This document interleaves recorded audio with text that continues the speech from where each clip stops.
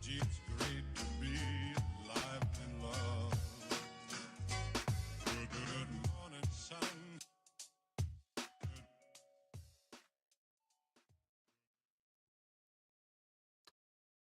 And hello, good morning. Welcome to the production studio, the global media nervous system. Cheers, buen provecho. Let's let the stream catch up. Come on in. I'm a little late. We have audio. Okay, let's get started. Looks like everything is working. Good morning, Ted. Buenos dias. Cheers. Have a sip. Ah, I have a cold. Shocker, I know. It just will not go away. So we'll see how I do. Um, rate my coherency. Hello, Mo. Come on in. Okay. What do we got going on? I had to brew more coffee, so I am a little late. Uh, Come on in. It seems most people hang out on the YouTube chat. So if you're listening or if you're watching live, head on over to YouTube and say hi to everyone. I do see messages from Twitter and Twitch. And I was speaking with Franklin this week about open source, and this comic seemed timely. Hey, there's Brad. Come on, Brad. Lunch. Come on. You can listen mobile. Um, Put in those earbuds or headphones and listen while you walk. So this comic says you should build a quick pay feature next, and then someone else says you should build a bookmark feature next, and this poor developer is standing there like, what? Another person says build a QR feature next, and then there's a whole crowd build my feature next. And I told Franklin this is like open source development, but none of the people are willing to pay money for it. So the same thing happens in commercial application development. Everyone thinks their priority, uh, every their feature, their product is the best in the world, but the developers are like, wait, what? And yes, I have an idea for a product. Famous words. Whenever I hear that from someone who's never developed, released, supported, sold a software application, I'm just like, no. Okay. The weekend El fin de semana. Man, who is this video production intern? This guy, you're fired. Okay. Um, exploring Linux server versus desktop. I have been playing around with this for the last 2 weeks, and I have yet again, for the 20th time, come to a conclusion. And it's kind of like that. For me, it's McDonald's. Like, why don't I ever go to McDonald's? And I completely forget. Then I go to McDonald's. I'm like, oh, that's why I never go to McDonald's. Thank you for the reminder. Um, so Linux, once again, I played with Linux, and I have several Linux servers for various tasks, Linux-ish, various flavors. And so I was on this, you know, path, this roaming path to say, oh, why don't I use desktop? Because my Windows laptop is slow as a dog, having all sorts of weird problems with Windows. And so I'm like, oh, let me try Linux desktop, see if it's viable. Um, Short answer, no. Um, yes, Brad, come on, get those steps in. Um, Gasoline rotation. So I maintain a stockpile of gasoline for my generators, and I have to rotate it. So I discovered I was a bit overdue. I have one 5 gallon can, was from April 2024, a little bit overdue, over 18 months. And then the other was November 2024, so about a year. So I had to rotate 10 gallons of gas, which means since I don't drive much anymore, I had to drive a bunch intentionally just to burn gas so I could throw it in my car. in order to get fresh gas. So, yes, like many things, it's just one of 1,000 things you got to do. So that was done this weekend. And and obligatory stickers here, filled October 26th. So I put those on there so that I don't pay attention to them, so that in 12 to 18 months, I'm reminded that I'm late on rotating my gas. And Zante Bowls. Zante Bowls is a reference to a small restaurant or cafe, kitchen, tiny little place in El Zante. And they make something I call the Zante Bowls. No, I do not have gas powered lawnmowers. I have a gardener. That's the one luxury of my life is I have a gardener who takes care of things. They have gas powered lawnmowers, but you would not want to put 18-month-old gas into a gas powered lawnmower, any small engine with a carburetor. That would be a poor choice. If you have done that, you know what I mean. And that's why I rotate my gas because my Honda generators would not be pleased with me.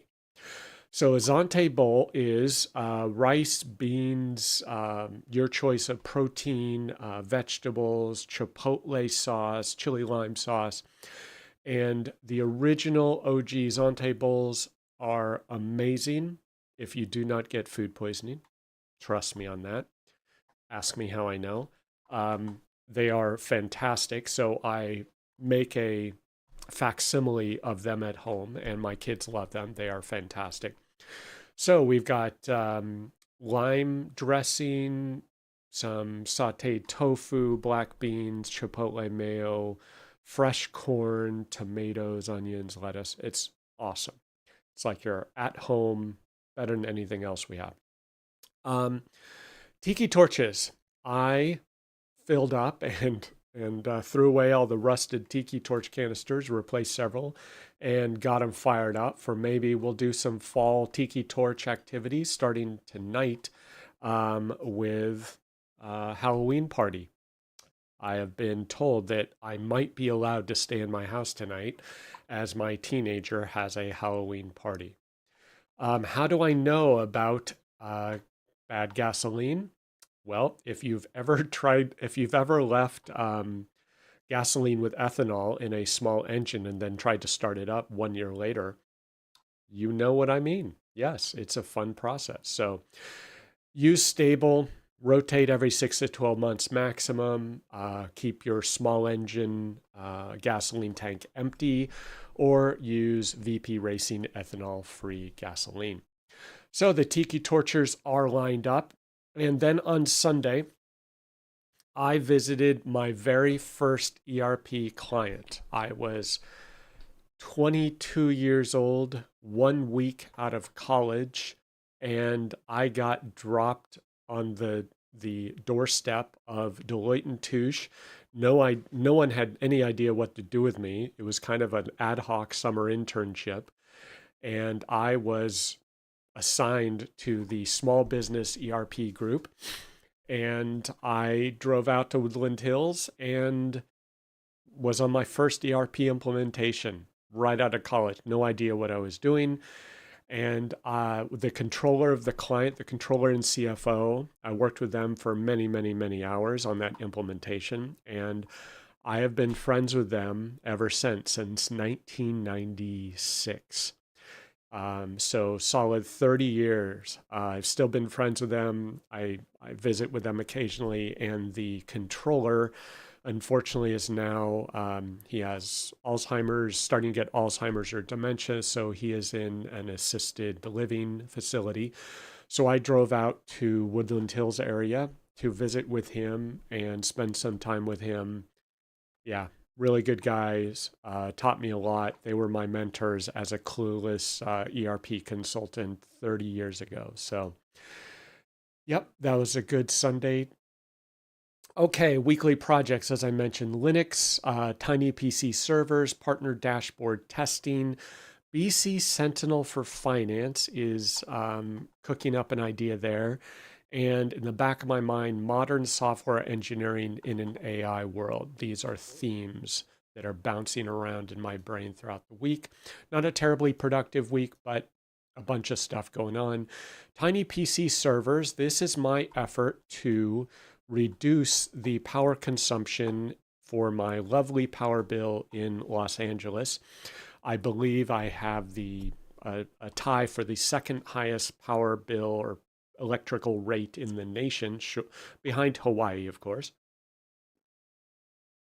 So I have an average electrical rate of 33 cents per kilowatt hour, peak of 55 currently. My power bill has gone up over 63% the last 4 years. So, needless to say, I cannot be running computers 24/7 anymore, and I am having to scale back. So my power bill in July was like $485, which is like, okay, that's excessive. So I cut everything back, easily cut $100 off my power bill by shutting down my servers in the evening and late afternoon when not used to avoid peak time. And I did some measurements with a kilowatt, and I found that an ATX PC Windows server, and I have two of them running full time, use roughly 70 watts at idle. Same with my Synology NAS. So that's 70 watts times 3, 210 watts nonstop if I leave these things running on top of everything else I have running. So I am trying to transition to tiny PCs. These are ThinkCenter M910Q tiny PCs. They are i7 with 16 gigs of RAM. They're basically laptops in a little metal box. With ports and they have SATA SSD or M.2 SSD and display port output. So very capable PCs. And what is very interesting about these is that with Ubuntu Server, when running Ubuntu Server at idle, these things use 4 watts. Crazy. So one uses 3.6 watts, the other uses 4.4 watts at idle. Amazing. And then Windows 11 uses approximately 9 watts, 9 to 10 watts at idle. So the three different dedicated servers, as I'll call them, were, 8 plus 9, 17 watts, less than 21 watts for 3 dedicated servers.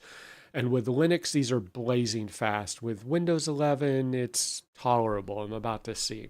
So yeah, I've got my data center in a stack here for under 20 watts. So that's pretty good.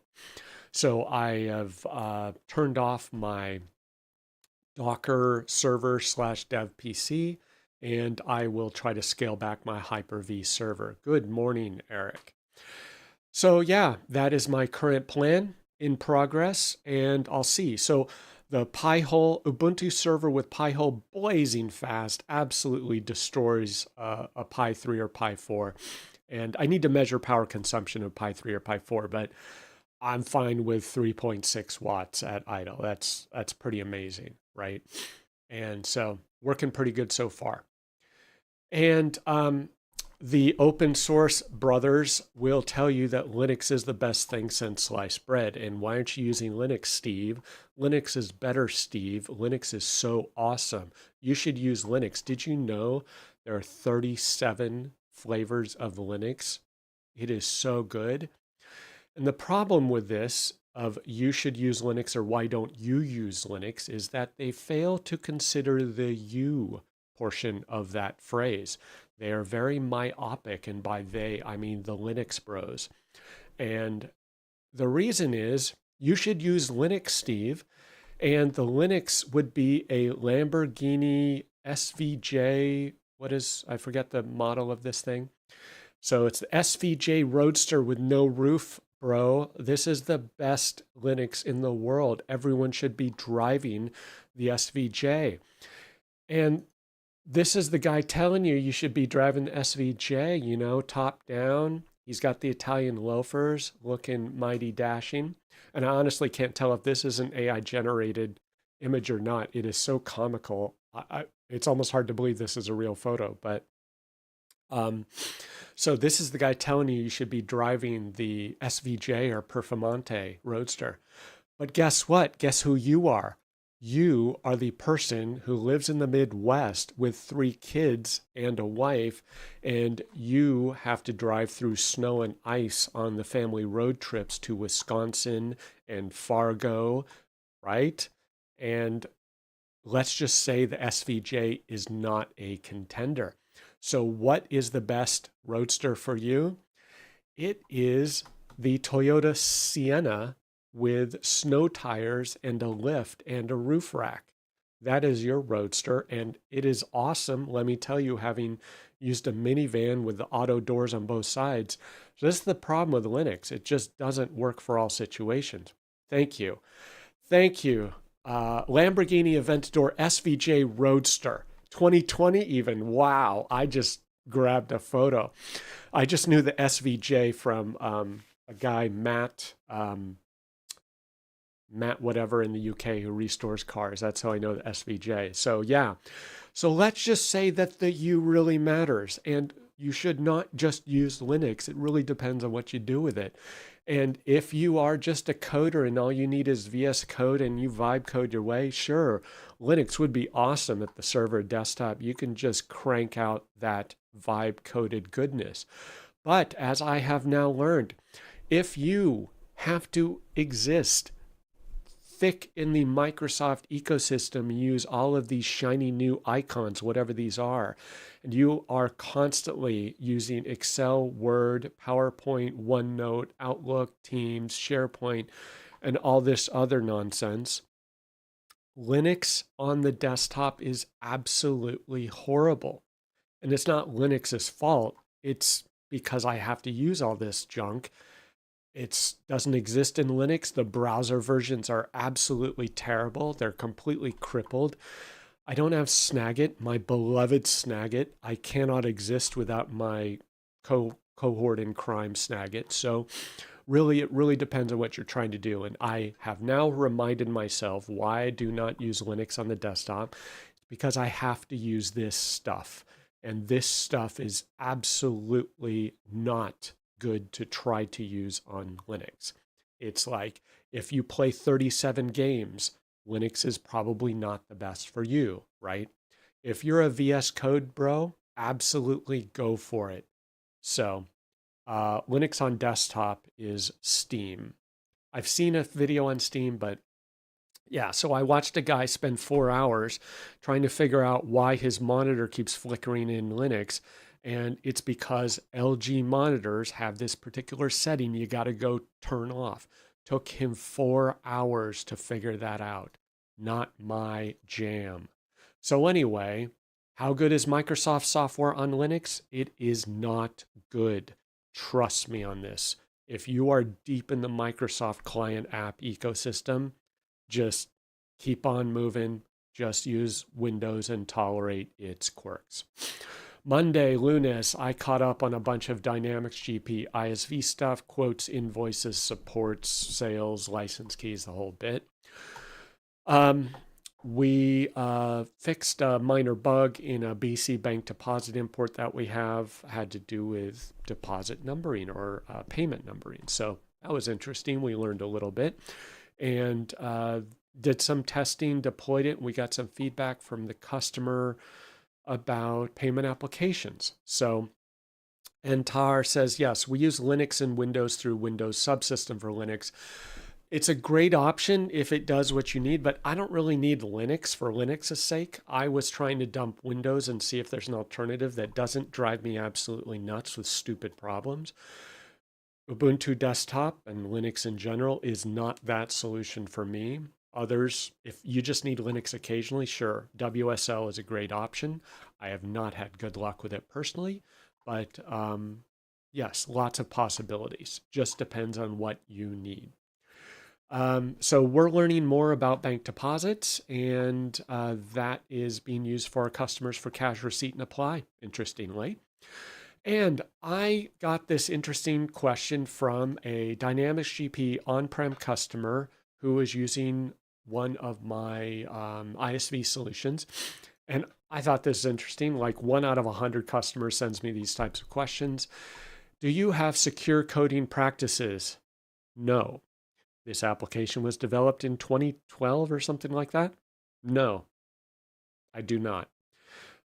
Is the application run through any analysis tools? No, it is not.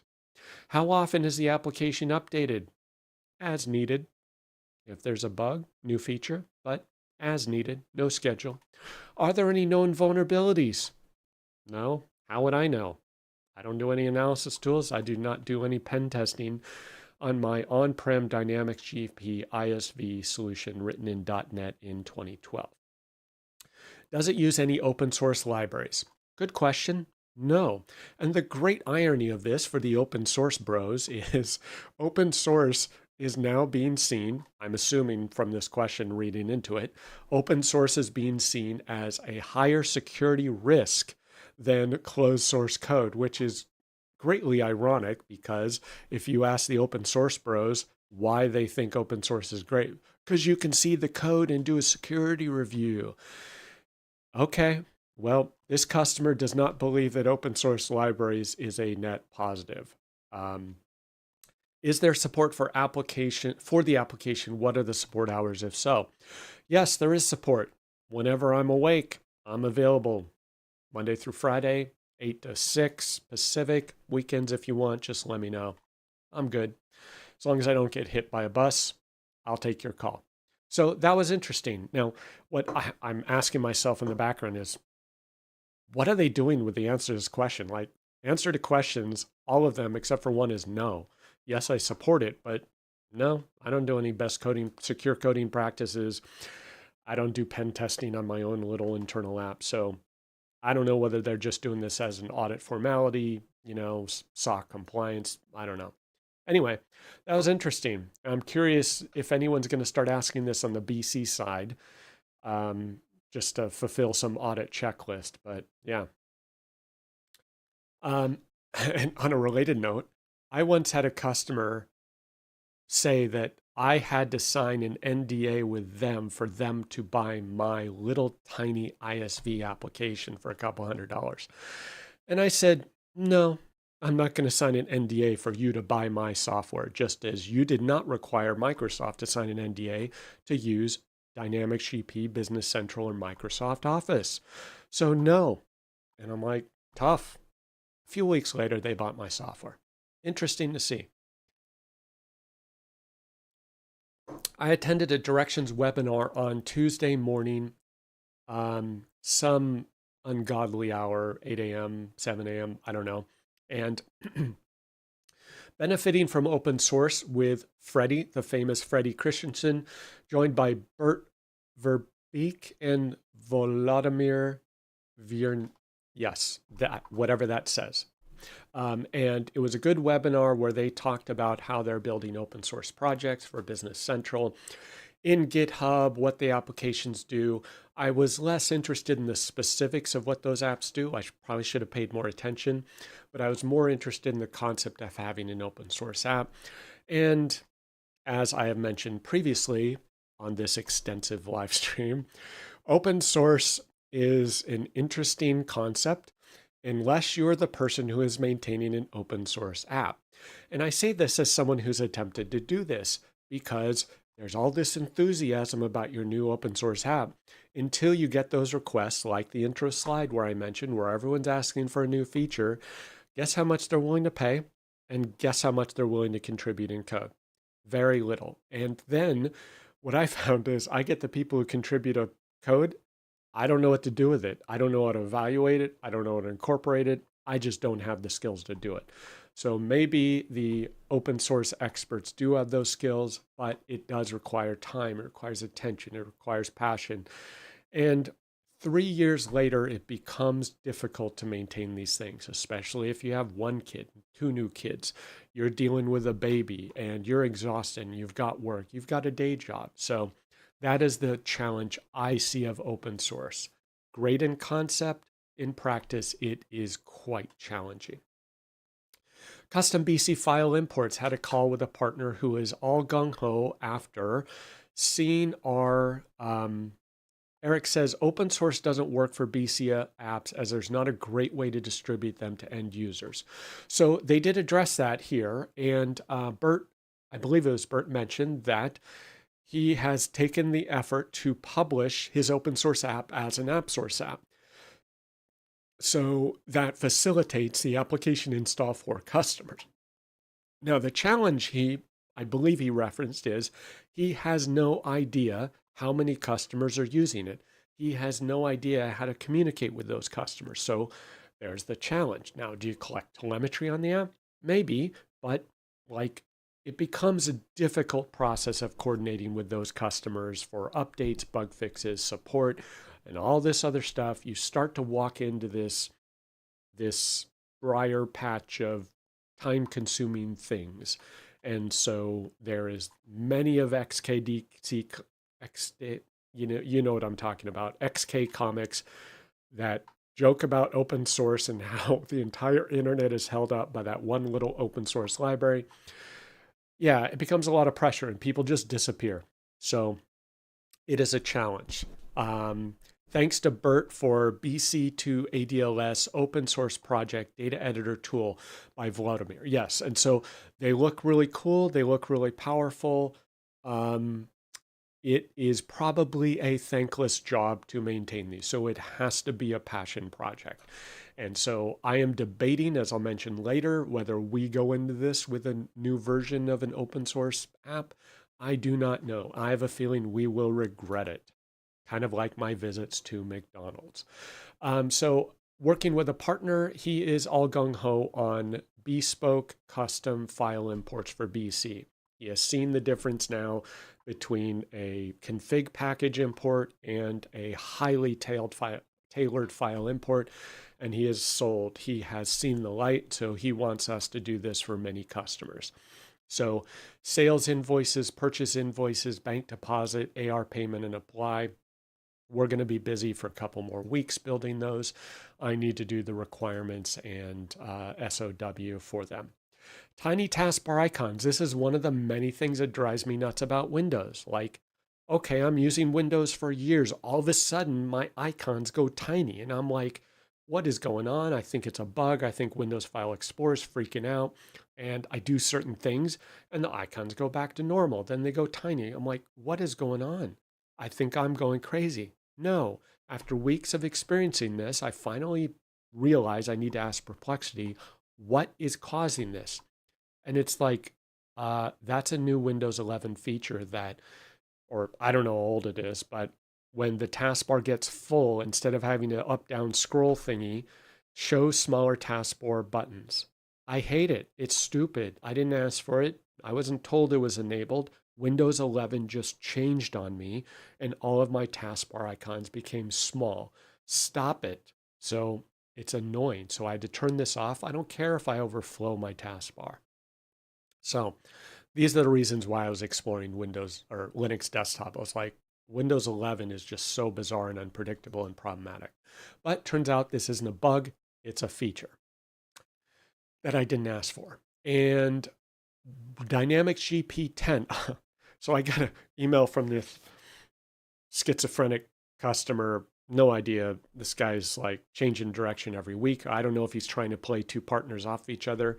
He's like, hey, can you help us investigate BC? We're on a 15-year-old version of Dynamics GP and deciding whether to upgrade or to migrate to BC. And I'm like, okay, yeah, we can talk. And then he's like, oh no, I don't want BC. What are you talking about? I don't need point of sale like I just asked you last week. I just want to upgrade GP. And I'm like, what are you talking about? So I'm like, finally, like, look, here's your email. Make up your mind. Do you want BC? Do you want a GP upgrade? Because we don't do that. Oh, no, sorry, I was confused. I want BC. So I think he's trying to play multiple partners and get quotes, and he's just getting confused who he's talking to. Apparently, he's on GP10, and he thinks there's an upgrade path. It's like, technically, yeah, but if you're still on GP10, I can guarantee you, you're not paying maintenance. No chance you're paying for that upgrade. So, yeah, so we're supposedly trying to arrange a call with them this afternoon to see what they want. I don't have my hopes up. And so, yeah, GP10, 15-year-old GP customer and small company. I have a feeling it's not going to be a productive meeting, but we'll see. And we got a few Halloween decorations up. My daughter is on the warpath because she is having a Halloween party today, and I may or may not be invited in my own house this evening. So we'll see. Project management. So, audience, what are the top practical, actionable project management practices that you use in your organization? What are the top project management things that you do that you value the most? What's your top 3, 4, 5? I asked myself this question. I'm like, I don't know. And so I asked Perplexity, what are the top practical, actionable project management practices taught by the PMI PMP program? And when daughters have parties, dads are not allowed, apparently. But I lay down the law, and I will be allowed into my house, and tough, right? Um, and so I asked Perplexity this question and told it gave me some lists. So it started with define project scope and objectives, a lofty goal, stakeholder engagement and communication. And while I kind of understand this, pros and cons here, this sounds like a little froofy buzzword-ish. Like, what pragmatically, what is this mean in actuality on a, like, how do you engage stakeholders? Is that like a T-bone? Is that a ribeye? Is that, a Weber grill? Is that an engagement ring? So what does that mean, right? Meet with customers, get the CFO sign off, like what? And then communication, fine, I'm on board with communication. And then it said project planning and scheduling. Okay, I could see that. You got a plan, you got a schedule. Risk assessment and mitigation, bingo. I am on board with that one. But that's a very superficial statement. How do you assess risk? What is your criteria? What risks are you looking for? How are you assessing them? Are you guessing? And how do you mitigate it? Like, all of these things, when you get down to it, you need to perform some task, some action, some assessment, have a policy, procedure, document, person responsible for them. That's when it gets really hard. And next up, budget and cost management. Yes, 100%, 1000. Budget and cost management. Easier said than done, right? Make a budget. See where it ends up at the end of the project. Let me know how you did. If you were under budget, interesting.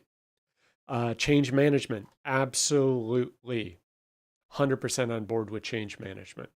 Critical path and prioritization. That sounds fancy. I don't know exactly what that means in practice. Is there a non-critical path you would take? Like, do you have I don't know. Do you put things to the side? Is this just prioritization of tasks? What's most important? Don't know. Continuous monitoring and adjustment. Okay. Is that just project management?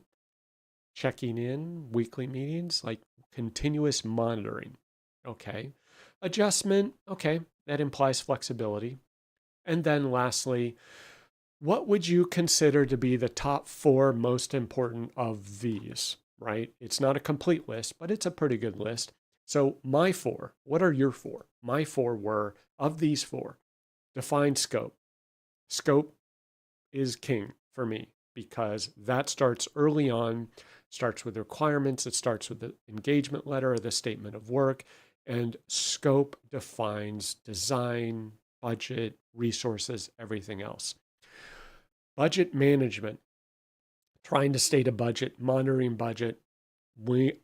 Internally, we know that any one budget line, we're going to be above and below, but on average, interestingly, we tend to come out around our budget. Ted says to get the critical path, you have to have a project plan with defined task dependency. The software can tell you all the tasks that will push the project off that are delayed, assuming you're using project management software and you have all your resources and constraints and timelines and your Gantt charts, and nobody got time for that, right? So yeah, all these dependencies. So budget management, I'm watching budget constantly. Change management. I'm trying to push for this. It is often hard. Change management only works if you have a very crystal clear, razor sharp statement of work that has scope, in scope, out of scope exclusions, and you hold the line on your changes when the customer says, well, obviously that needs to be part of this. This is in the requirements. So clearly there's a dependency of that. So ergo, you need to be doing that, but you need to hold the line. And I'm trying to improve my statements of work to be more precise and crisp with my scope and exclusions.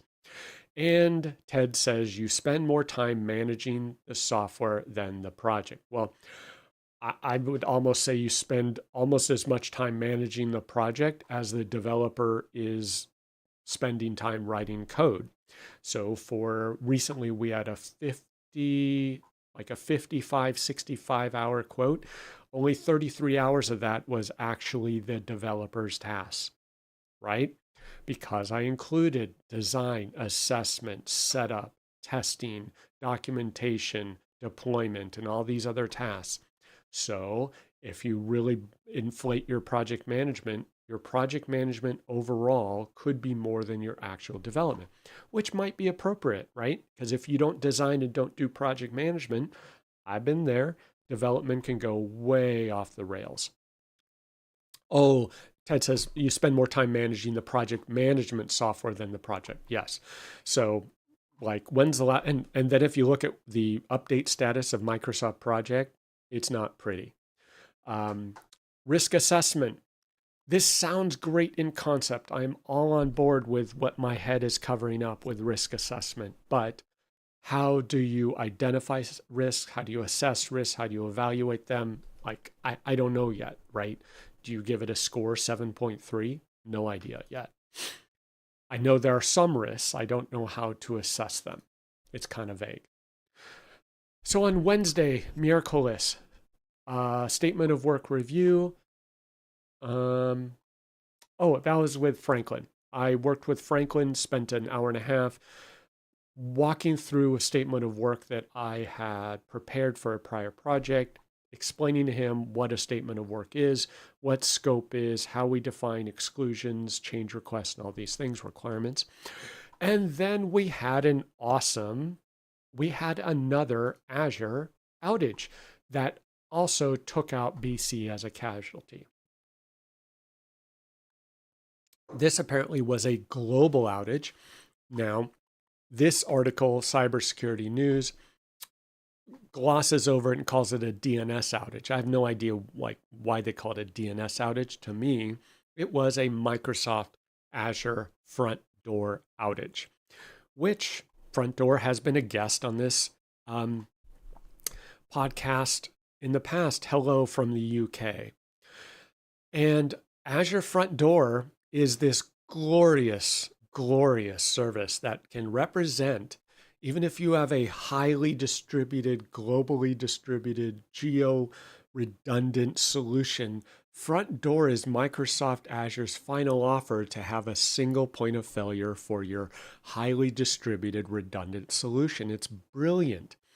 And so this is the second time in a few weeks that Front Door has had an outage, taking down everyone and everything.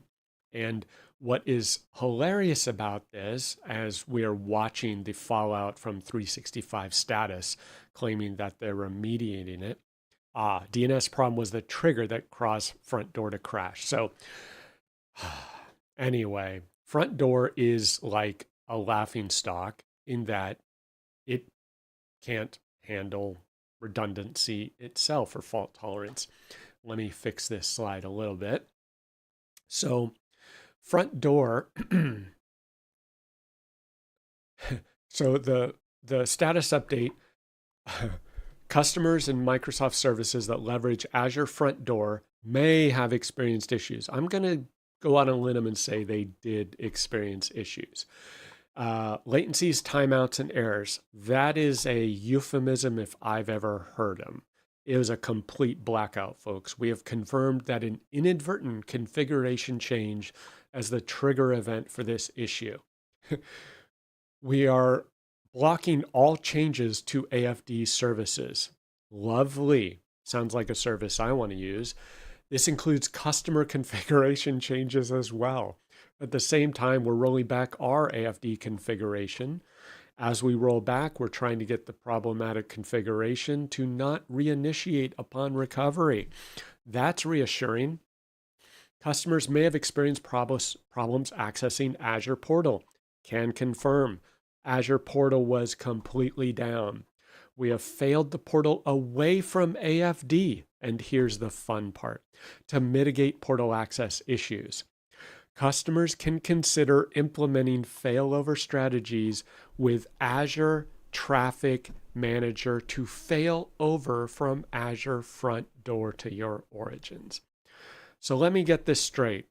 You're going to offer me Azure Front Door as a way to be a little more fault tolerant, GOID, IP redundant due to your global network edge service called Azure Front Door. And when it fails, I need yet another failover strategy. Genius, like marketing to the next level. Don't use Azure Front Door, right? Like people got absolutely steamrolled by this thing, just like the AWS East region outage.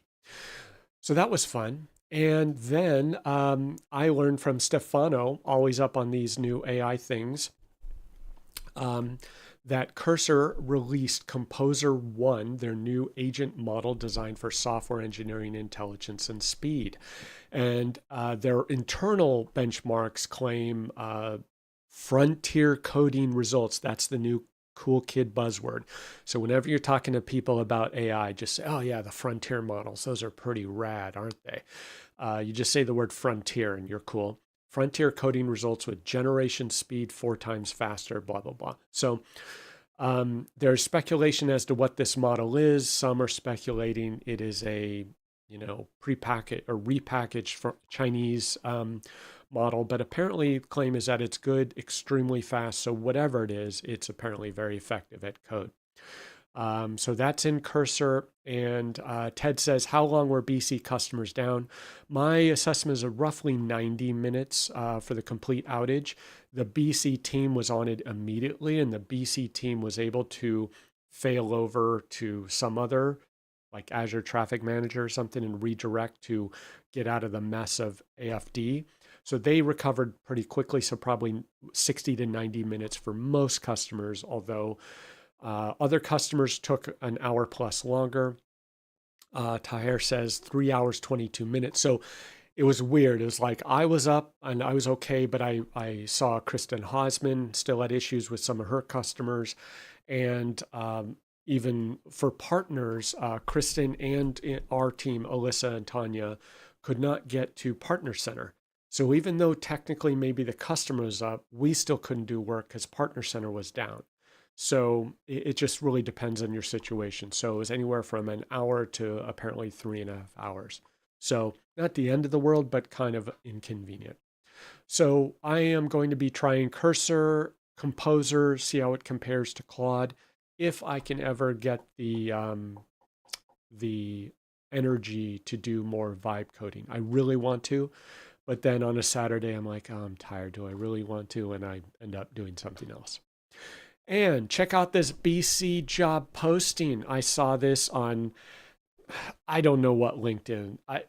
It's not a social media platform. It's some bizarre self-congratulatory, positive vibes, hug everyone. I'm not quite sure what to make of it. All sorts of strange posting, but generally very positive, just kind of weirdly positive.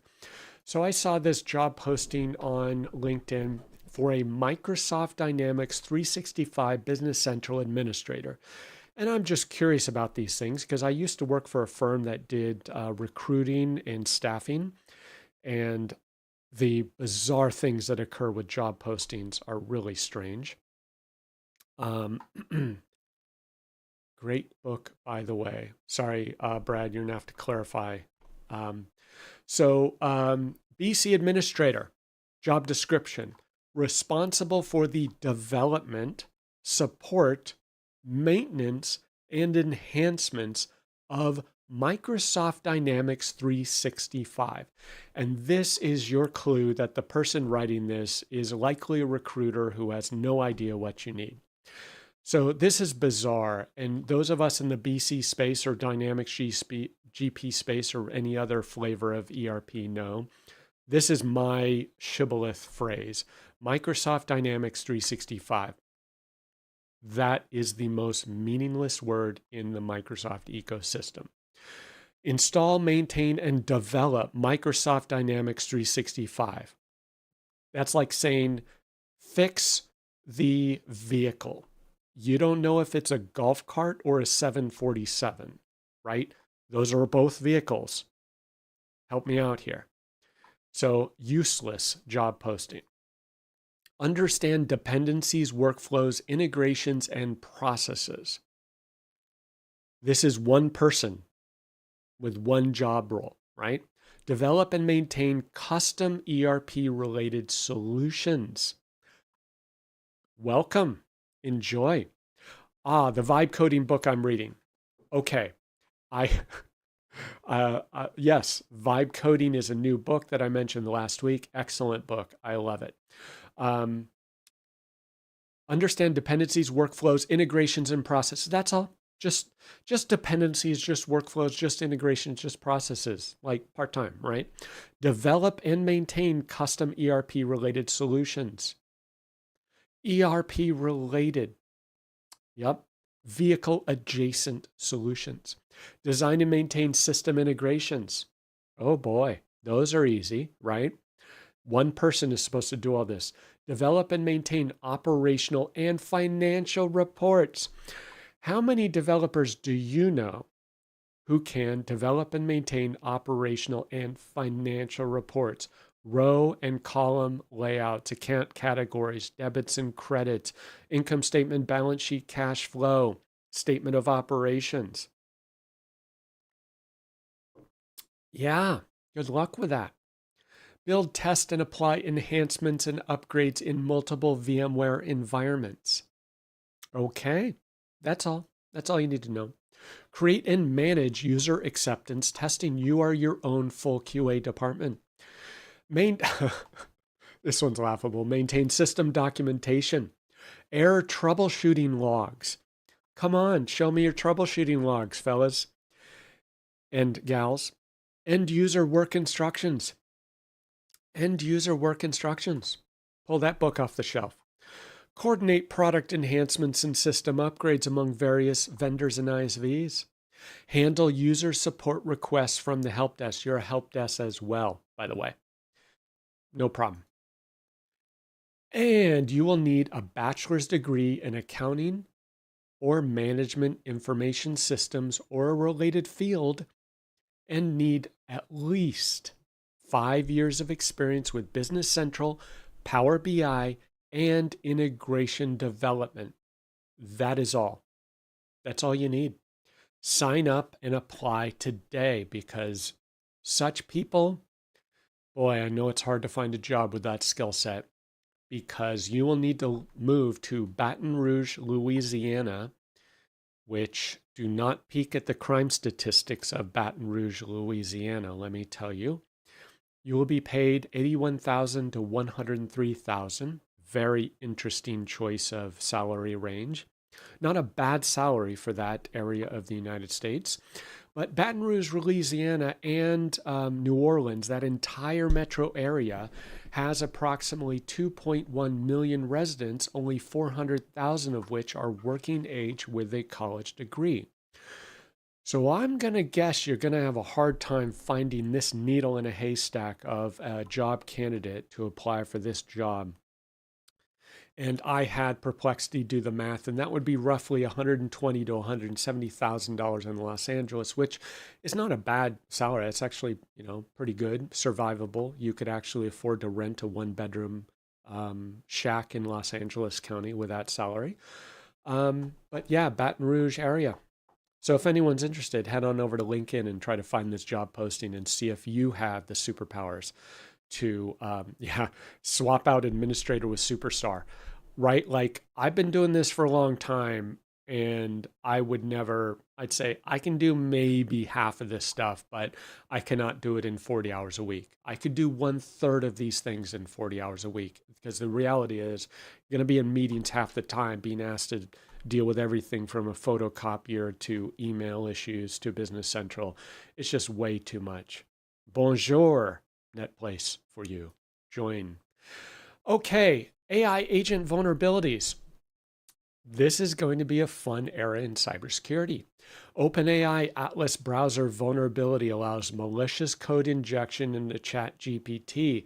The shocked look on my face enables attackers to inject malicious instructions into GPT's memory and execute remote code on user systems.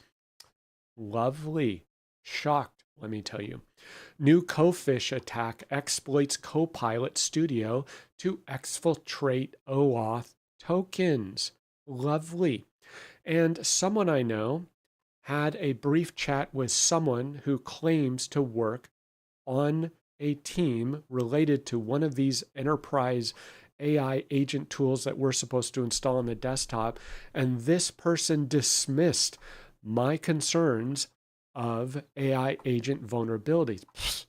That's fake news.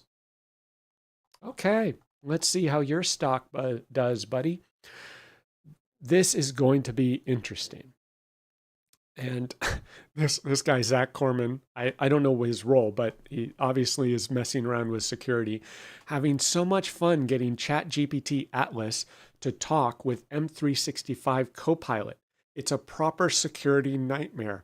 Can't wait to write a thread on this. And what he's doing is he's getting ChatGPT to talk to Copilot to tell each of them to do things that will exploit each other's security vulnerabilities, perform prompt injections, data exfiltration, credential theft, you name it. And he's just watching this laughing as they exploit each other because they each have different rules for what is safe and what is not safe. And one does not know the rules of the other, so they are able to exploit each other in a conversation with themselves. It's fantastic comedy gold. So anyone who tells you that these AI agents are not highly vulnerable to security issues, just sit back and watch and enjoy. Make your popcorn. Upcoming events, Proximos Eventos. The final event of the year is Directions EMEA in November 4th through 6th in Poland. That is next week's, folks.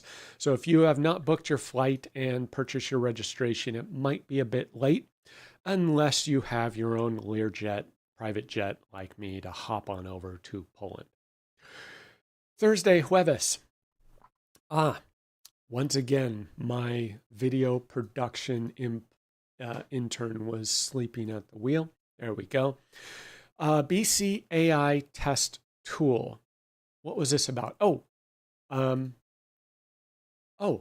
So I was on some webinar or something and I heard someone mention this and I'm like, wait, what? So I had to go look this up. Apparently, BC has an AI test tool. I'm sure all of you knew, and I was the only one who did not. Apparently, a year ago, with the release of BC AI agents, this is my guess as to what this is, the AI test tool was released to help you create scripts or automations or whatever that you submit to these AI agents in BC to have them perform tests to determine if they're working right. That's what I think these are. Now, obviously, I have not used them. I just learned about them on Thursday. But it's interesting. I have no desire to write an AI agent in BC at this moment, but I'm intrigued. Only because potentially, can we use this for automation in BC?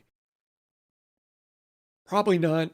I do not think that is the test or the use case for this. I think it was for dev testing, just to make sure your payables agent or receivables agent or whatever is operating within the bounds and behaving itself and not exfiltrating data it shouldn't be. A customer that we have asked for SOC reports. And if you're not familiar with this, this is whatever SOC stands for, Microsoft SOC reports. And if you head over to servicetrust.microsoft.com, that is the Service Trust portal where you can find all of their reports and certifications, regulations, and standards for all their global compliance reports. SOC stands for System and Organization Controls, and they have SOC 1, 2, and 3 reports. And I believe the one I was looking for is a SOC 2 Type 2 report, if I recall correctly. So these technically should not be downloaded and shared publicly. So I provide the customer with this link to the Service Trust SOC website, and I tell them to log in and download these reports that they need for their auditors. So customer was pleased.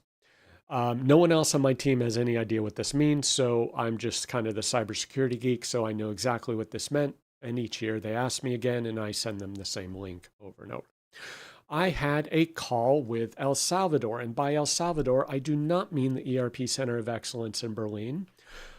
Interesting story. I have been supporting a Dynamics GP customer for many years, and they are a company in the United States. Well, I don't know if through acquisition or what their structure is, but they're apparently a pretty big global company or semi-global company, multinational company. And I got on a call with their IT team to do an upgrade. And I'm like, these guys are all speaking Spanish. They barely speak any English. So we're trying to work through it. And I'm like, where are you guys located? And they said, oh, we're in El Salvador. And I said, wait, what? So I started chatting with them, and it turns out that this very large multinational corporation that I've been supporting for years with Dynamics GP in the US has all of their IT resources located in El Salvador, and they are one of the largest corporations in El Salvador. And I see them every time I fly in, plain as day. They're a huge physical presence in El Salvador. So I'm like, no way, that is crazy. So I had another call with them on Thursday to do a review of their IT systems. I let the partner know that because the partner only has one person on their team who kind of speaks a little Espanol, and she is the poor marketing person. So she gets pulled in whenever they have to coordinate with this customer because the IT team only speaks Spanish.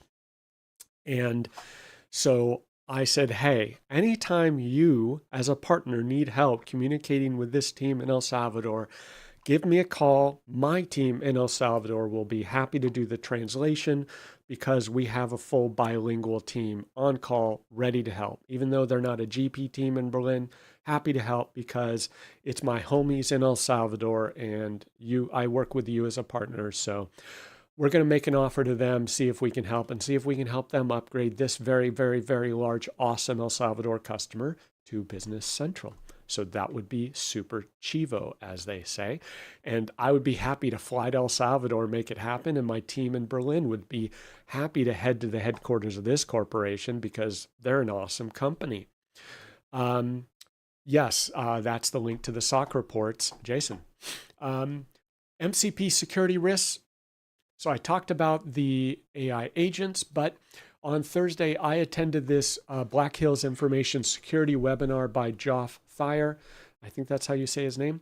And he works for Black Hills Information Security, BHIS, and they are one of the top cybersecurity firms in the United States. Awesome company, along with,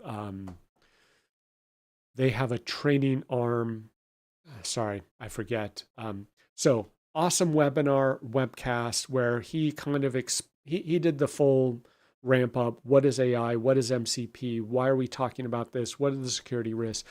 And he basically laid it out like MCP is just an absolute security nightmare waiting to happen because it has as much security as Telnet does, right? The proposal has zero concern for security risks. Functional capabilities raise multiple security risks like identity spoofing. There's no consideration of this in MCP protocol. Limited RBAC, stored prompt injection, MCP tool poisoning, overprivileged MCP, lack of logging and visibility, denial of service, potential billing abuses. So imagine if you get a hold of someone's MCP endpoint and you just start banging it away and they get a $100,000 bill from their MCP. Awesome, right? Sensitive data exfiltration, anti-siphon training. Thank you, Ted. Yes. And I have also forgotten the name of the guy who started it, but Black Hills Information Security, anti-siphon, awesome organization. I highly recommend their training and webinars and everything else. So this is a great webinar. It was high level, but it's like MCP is just an absolute nightmare waiting to happen. There are cybersecurity firms stepping in to offer services, expensive, I'm sure, where you can plug in their services to give you authentication, logging, and additional security around an MCP. I'm going to guess 99% of people aren't going to do that because they are vibe coding these things. Am I right? Okay, so then, John Strand. Thank you once again, Ted. Ted is like my live stream assistant, reminded me of the things I've forgotten. John Strand is an absolute legend in the cybersecurity space. Super cool guy. If you have the opportunity to do a live training with him, it is well worth the money. And I got this email, which is on the one hand sensible, on the other hand kind of terrifying. It was from 1Password, an update on capabilities they are adding to 1Password to support agentic autofill. And you might be asking, what in the tarnation is this? So this is a feature 1Password has added.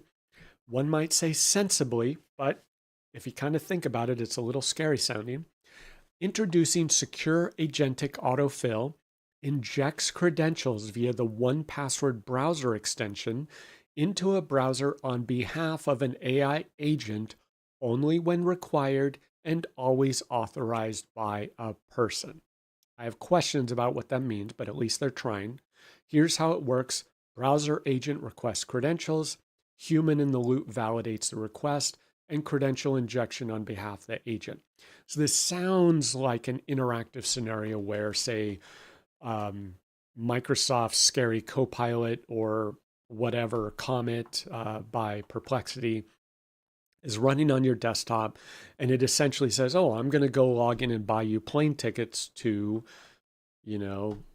wherever. And it's going to pop up the browser to log into this travel website. That's kind of what it looks like. But if I want an agent doing things automatically, do I want to be constantly approving all this stuff? I don't know. But at least they're trying. It's an interesting offer. And 1Password seems to be pretty innovative and on the ball when it comes to security, which is why I chose it for our organizational password manager. So kind of smart. Personalizing BC. So this is an older blog post by Kristen Hosman. Apparently it's getting recycled through her social media process. So this is from July 29, 2025, but I only saw it in a tweet, or was reminded of it by a tweet that was yesterday or something. So personalizing Business Central, and she just talks about why are users constantly being nagged by these dialogues in BC and having all these fields they don't need and all this stuff that's annoying them, slowing them down when they could personalize it. And it's a great reminder to personalize Business Central because it's got the capability. So turn off the nags, turn off the dialogues you don't need, turn off the annoying training prompts or whatever that's called, and remove the fields you don't need, streamline it, clean it up. So this is an interesting twist that I'm going to add to our potential open source project, where we're going to try to identify what these might be and look for them and say, hey, you're missing out on an opportunity to personalize BC. Why don't you go do that, or can we help you? And then subcontracting. Subcontracting contains the word contract, which implies a legal contract, which I do not like. And it is annoying. So I got a call from someone I actually met in El Salvador. Is like, hey, Steve, long time no see. And I recall you do BC. We need help with BC. Can you help us? But he is some big enterprise company that has all sorts of compliance stuff. And In order to work with them, we need to essentially be employee subcontractors and fill out their timesheets and use their email. And I'm like, I don't play that game. Sorry. Like, I don't have the patience. Apparently, Tanya does. So we're going to see if we can navigate that morass of paperwork and Byzantine processes to do work for them, because they would like us to do work for them. But can we get through the contract nightmare? And AI terminology. Last night I had a call with my developer and we're exploring how we can leverage AI in development. So he spent the last day trying to test Copilot and the new cursor with Composer, compare and contrast, and he's using Jeremy's BC Intelligence MCP project, whatever you might call it. So we're trying to evaluate, how can we use these things? Are they any good? How do we adjust? How do we adapt? And I'm like, well, you need to use these agents. And my developer says, those aren't agents, Steve. Those are MCPs. And I'm like, what? This is the architect. This is the QA. Those are agents. He goes, no. And we're arguing for 15 minutes over what this terminology was. So I had to use Perplexity to look this up. And apparently I was kind of right. He was kind of right. It really depends. So AI terminology itself is this nightmare where people are using the term persona, agent, MCP in very interchangeable ways. And now I see Claude come up with the term skills. And it's like, oh, agents are so old school. It's now a skill, bro. So I cannot keep up with the terminology. So be very careful when you are saying agent or MCP or persona or skill or whatever. Internally, at least, you need to know what you're talking about, because you could be talking about completely different things. Maybe it'll settle down, but it's a bit of a mess at the moment. Partner, yeah. 2026 events. I need more coffee. I am tired. Wow, this is going on long. Okay. Partner in Vibe Conference, January 28th through 30th, South Padre Island. It is the place to be if you are a Microsoft partner and want to level up your game. More on that shortly. Directions NA, April 27th through 29th in Orlando. I do not want to fly to Orlando, but I kind of do want to go to Directions. So let me know. I don't know. Head over to directionsna.com. I do not know if they've had session submissions yet. I need to check and try to submit to reduce the conference registration cost. What will I present? Let me know. Dynamics Con is May 12th through 15th, Las Vegas. I do want to attend this because it's in Las Vegas, a short hop away. I could drive or fly and visit a friend there. So plan for that. Dynamics Minds, May 25th through 27th, Slovenia. It is the Cool Kid Conference of the year. I hear it is neat, but I do not have the energy to fly to Slovenia. Partner in Vibe Conference. What is that, you might ask? That is the new cool conference by Molly and Liz, formerly of Dynamics User Group and the Dynamics Con Conference, which they nurtured and brought to life and made it an awesome conference. They now have their own organization called Partner In, to help provide partner training, resources, enrichment, whatever you want to call it, to help partners improve. So they are launching the Vibe Conference, which is Wednesday, January 28th through Friday, January 30th. These sessions will start around noon on Wednesday, so you will want to either get there early, which is going to be hard, probably need to arrive on Tuesday the 27th. That is my plan, and I saw that Shannon is arriving on the 27th as well. So that's the current plan. And this is in South Padre Island, Texas. So you will need to plan carefully. There are 3 airports listed on the Partner in IO/Vibe website that you can fly into. And the closest is about 25 minutes away, but it is very small. The largest is an hour away. So plan accordingly. Thank you. Mr. Herman, call for speakers for Directions NA will open November 12th, I am told. Awesome. So I need to come up with some session topics, submit so I can lower my registration cost and potentially attend in Orlando, because I am poor traveling to El Salvador. So get those sessions in. Thank you, sir. And that this Partner in Vibe conference will be at Courtyard by Marriott in South Padre Island. It looks beautiful. I'm told it's nice. I demand some swimsuit sunbathing weather out there by the beach. I would love to see a Starship SpaceX rocket launch, but I know that's asking for a lot. And the sessions I've submitted to give you an idea, I do not know if these have been selected, but come on, Brad, let's go vibe. Let's vibe and vibe code at South Padre Island. I'll be talking about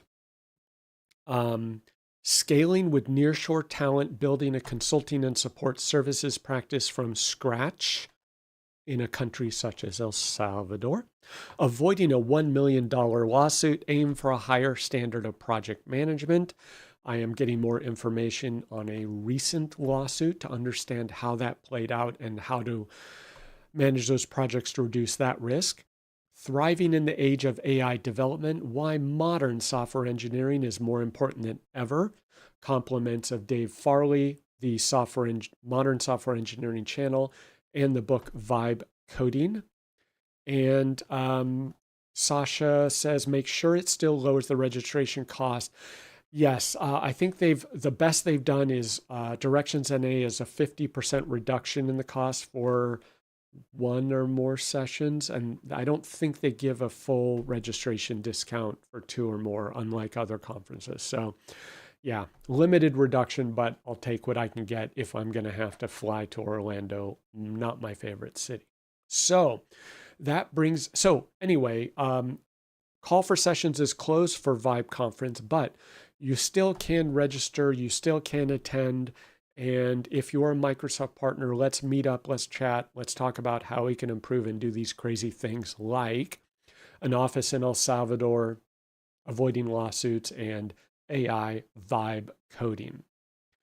And it is now Friday, and Friday today is October 31st, Halloween. And my family, by my family, my wife and two lovely daughters, are fully dressed up in, hello, Sasha, yes. Sasha is a Twitch viewer. I like Twitch. I think it's pretty good. This is my family dressed up for Halloween. I came dressed up as a Business Central ERP consultant with a home office and a global production studio. So my wife decided to be Chinese takeout. Doo-doo, and notice the fortune cookie bracelets and necklaces. That is the small touch there. And chopsticks in her hair. My daughter, Sarah, has a homemade ladybug costume that is 100% homemade with antennas and all. And my daughter, Audrey, is a princess with a frog. Very clever. So they were up at 6:15 or 6 a.m. this morning, banging around, getting ready for their Halloween costume. And yes, so they are out the door, and I get to see whether I can stay in my house tonight. So happy Halloween. And I need to book my flight for the Vibe conference. I need to shop for flights, see which airport I go into, see if I go into the larger airport and maybe meet up with Tanya and Shannon, or whether I go to the small airport and sneak in and have to rent my own car or do Uber or whatever. And couldn't get through without a cough. Daylight saving time, at least in the US, and Sunday, November 2nd. So we will fall back 1 hour, much to the annoyance of me and millions of others. And we will be 2 hours away from El Salvador now, because El Salvador does not deal with this garbage, because they are in a tropical latitude that is beautiful, and you don't need daylight saving there. And happy Halloween to you as well, to all the Business Central AL developers. May your extensions never break, your publishers always fire, and your dependencies stay ghost free. Yes, if that were true, happy holidays it would be. And Summit NA Road shows 2 more of the year, Houston, December 9th, and Fort Lauderdale, December 11th. Double check those dates because I have not recently. And the excellence update really quickly. Jocelyn is digging deep in financial reports. She is dealing with one of the absolute nastiest financial report designs I've ever seen. This customer has crazy GL accounts, very complex report design. So she is learning the hard way by trial by fire. So she's researching that, finding all the discrepancies. David is doing a little wrap up work with the lovely Simple Object Designer, and he's doing more report layouts to wrap those up. And Ronald did work on BC 27 new features. We need to do our presentations on that with Berlin. And he is finalizing his demo, internal demo of Macorma Super Check and Overflow. Ronald wrapped up what is now called the Partner Dashboard, formerly known as Tenant Admin Dashboard, and I'm going to enlist him for a new potentially open source project, which I apparently failed to mention, but maybe next week. And Fatima is now fully on to her PMI PMP certification prep, having completed over 40 hours of study related to PMP and project management. So she is now on to another week plus of study for the certification exam itself, en Espanol, no less. So she is doing this course with 100 plus questions on the PMP with PMBOK 7, 5 hours of video. So yeah, that is going well. And in order to supplement our office/house/global headquarters in Berlin, El Salvador, my partner in crime, Tanya, is going to be bringing 500 feet of Cat 5e because Wi-Fi is not great in El Salvador when it has to go through multiple concrete bomb-proof walls in our compound. So we are going to have to do some wiring. I have a full unified network out there, but we have to run wire and do our PoE to access points and cameras and many other things. So we tried wireless, didn't pan out, so we're going hardwired for as many things as we can. And I wanted a rice cooker out there because if you've ever tried to cook rice in a pot in a Salvadoran kitchen, it is not pleasant. It is brutally hot. And so I'm a rice cooker guy. Sue me. So we're going to have a Zoji Rushi out there. Chivo. And Salvadoran electricity, a bit of a challenge. It has fried a few things, including the LED light plus security camera that is right above my head. And I took a Wise outdoor security cam LED light. It lasted all of maybe 3 months before it absolutely fried and died. So that is more money down the drain. Thank you, El Salvador. Adversity teaching us more lessons. So we're going to go with a cheap $40 outdoor LED light, see how long it lasts. And we're going to go with a separate camera and hope it lasts longer than 3 months. And on the Berlin English Academy front, this is an effort that is being spearheaded by Ronald, our very own Ronald. And he is helping the residents of Berlin, El Salvador, after they complete the E4CC English Academy Scholarship Program, a 10-month English program we are offering for residents. He has this program to teach them how to use English in business, specifically focused on a potential call center job, which is a cauldron that a Salvadoran resident can go through in order to get a good paying job and be forced to practice their English while being paid. It is a very tough job, but it's a great place to learn English, be forced to improve your English, very valuable way of going about it in an accelerated manner. So on Wednesday, I helped with the final lesson of a simulated call center, both email and telephone. And he has this elaborate evaluation, very, very high quality program he's developed there. It is a 70-hour multi-month program for Berlin residents. And this is the team following that final lesson in the office. And we have Fatima, Mauricio, Edgar, Daniela, Fabricio. Jocelyn was helping out. Franklin was helping out. And Melvin. And there is Ronald over on the left. So great program. Great job. Thank you, Ronald. And this is the finale event that they had, and they all got certificates for completing, and that was them jumping in the air, celebrating, finalizing many, many evenings. They were doing this 2 to 3 nights a week on their own time, over 70 hours of effort to get through this, and then they had a Halloween party. So that was a lot of fun, and it was included with a custom cake that is based off of the movie and book It by Stephen King. We go all out at our office in Berlin, El Salvador. So they then watch the movie It. So that is what is going on in Berlin, El Salvador. And to wrap up, mechanical keyboards. As you know, I've continued on my mechanical keyboard rabbit hole, and this is a very deep rabbit hole where this week I learned that there are fully customizable keyboards. And I was vaguely aware of this, but it turns out that the current method for this is what is called hot swappable keys. So you can buy these keyboards that can be fully disassembled, do not need soldering, and you can just pop out these mechanical switches and switch them out with something else. You can have polycarbonate grids, you can have silicone mats, you can have foam. Do you want clicky, clacky, or thocky? These are the terms that you can explore if you head over to milktooth.com and see the crazy zany keyboards and switches they have. Do you like the matcha green switches or the candy cane latte switches or whatever these things are called? They have dozens and dozens of switches with these crazy mechanical custom keyboards. It is wild, and I almost want to do this. I don't actually want to do it because I don't have time and I wouldn't use this keyboard, but almost want to do it just to have some fun. And one of the coolest keyboards ever, a classic keyboard on milktooth.com is this amazing work of art.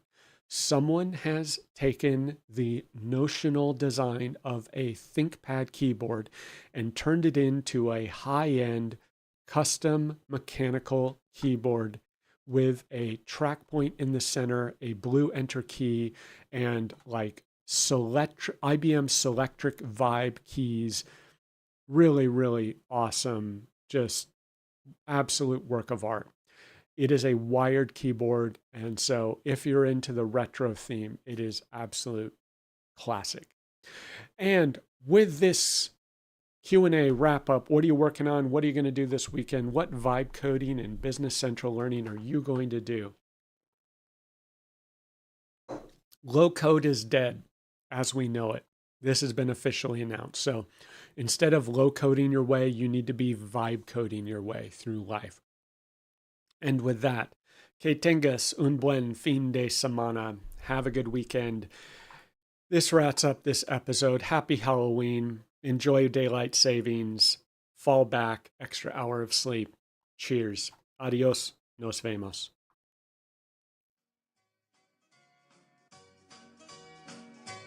Do-do-do.